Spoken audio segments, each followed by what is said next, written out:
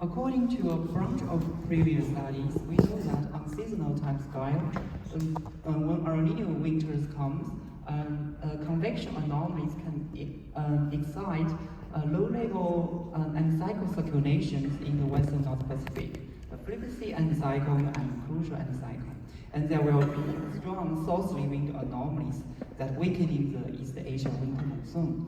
But more and more recent studies find that this kind of impact are not stable on subseasonal timescales. For example, for the early winter responses are much more stronger than that in late winter. This is also reflected by the prediction skill of the winter monsoon in the operational climate models. We can see that the early winter prediction skill, the red line, is much more higher than the late winter prediction skill, the blue line. So that suggests a strong subseasonal variation of this teleconnection. But up to now, the evolutionary feature of this ENSO monsoon teleconnection during the whole boreal winter season is still unclear. So we want to investigate this kind of issue.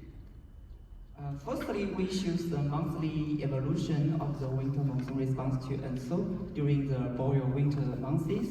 We can see that for the November, December, February, and March, the response is we have a positive index. That means southerly wind anomalies. That means a weakened winter monsoon response. But this kind of relationship does not work for the January, suggesting a large extent of uncertainty. And further, we are going to show the daily evolution of these monsoon responses, shown by the green bar. From November to March, we can see that during the El Nino winters, for almost all the wintertime days, we can get a positive index. That means the weakened winter monsoon responses. But one exception occurs in the mid-January, the mid-winter, starts from January 14th, lasting about 10 days. We kind of have a strengthened winter monsoon. That means the winter monsoon responses are break down during the mid-winter period. And the blue line and the red line shows the East Asia precipitation and surface air temperature. We can also see this kind of breakdown during the mid-January. And here the smooth line shows the surface air temperature climatology. It tells us that mid-January actually is the annual coldest time for our East Asia. That means if El Nino events occur, we'll have a more colder and more drier mid-winter. This will be easy to cause a disaster. So we think this is quite important. So to better describe this phenomenon, we denote these three periods as P1, P2, and P3. We're going to show the spatial pattern. Here is the spatial pattern, and for the P1 period, the response is very similar to the seasonal mean. We have a double low-level anticyclone circulations here, and we have southerly wind anomalies and enhanced precipitation. But for the P2 period, the frequency of anticyclone is still there, but a little bit southeastward shifted. But the crucial anticyclone is replaced by the crucial cyclone, and East Asia is controlled by northerly wind anomalies, and precipitation going to be reduced. And for the P3 period, the crucial region, there's neither anticyclone nor cyclone. So, and the frequency anticyclone restore its original position. So we also have southerly anomalies and enhanced precipitation. And the surface air temperature is consistent. For P1 and P3 period, we can got warmer temperature response. This is just as we expected. But for the P2 period, the temperature response is not significant and even a little bit weaker, even a little bit cooling. So based on these results, we can say that there indeed exists a breakdown of this ENSO influence in East Asia. So next, why is this happening? What is the reason? So firstly, we just check the tropical forces, the SST and precipitation. But these two variables in the tropical region are quite consistent, quite persistent during the whole winter season. That is, in P2 period cannot detect any unique and any abrupt change. So we think that tropical forcing itself cannot directly explain this kind of mid-winter breakdown. So next, we just directly look at the large-scale atmospheric circulation during these 3 periods. We can see during the P1 period, the crucial anticyclone strengthening is actually one part of the Rossby wave trend extending from the tropical Indian Western Pacific to the North Atlantic. We also have a typical positive annual response. But during the P2 period, this positive annual is replaced by a negative annual. And this will also associate with the strengthening with the Siberian high and the disappearance of the crucial anticyclone. And we think the most important part is the annual changes phase from positive to negative. So next, we just show the annual evolution during the enso winters. We can find that there is indeed an abrupt annual phase reversal from the positive phase to the negative phase, occurring in the early January. The date is just about January 8th, just 1 week before the enso monsoon breakdown. So after this annual changes in phase from positive to negative, it will lead to adjustment of the mid-latitude atmospheric circulation. The impact is going to be strongest after about 1 week.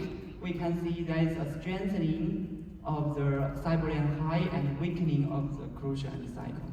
And we can also detect there is a northerly wind anomalies here. The shading is the wind. We can also detect the northerly wind anomalies here. And if we take a look at the relationship between the changes of the annual and winter monsoon, there's a positive relationship. That means the annual index decrease will lead to the monsoon index decrease. A monsoon index decrease actually represents the monsoon strengthening. This kind of monsoon strengthening will cancel the monsoon weakening caused by the Philippine Sea anticyclone, and then lead to the monsoon response breakdown. So this story is just going to be this. Enso forcing firstly caused the annual phase reversal and then caused the monsoon breakdown. Here we also show some case example of the 2 super El Nino events and the result that kind of support our hypothesis. We can see during the early winter there is an abrupt annual phase reversal from positive to negative, and then afterwards there are going to be a monsoon breakdown. Okay, someone may wonder why the annual changes in phase during the enso winter. Actually, this part is investigated in our previous study. Here, due to the time limitation, I just going to present some brief summary.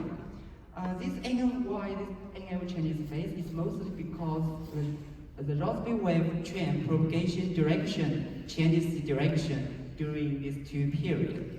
Before the early January, the enso-related Rossby wave, before it enters North Atlantic, it just like this way, northeastward propagation. But after early January, it was kind of eastward propagation. We think this is important for the annual phase reversal. So this direction change is actually associated with the anomaly pattern of the geopotential height, the tilt direction change. Before early January, it's tilted like this way.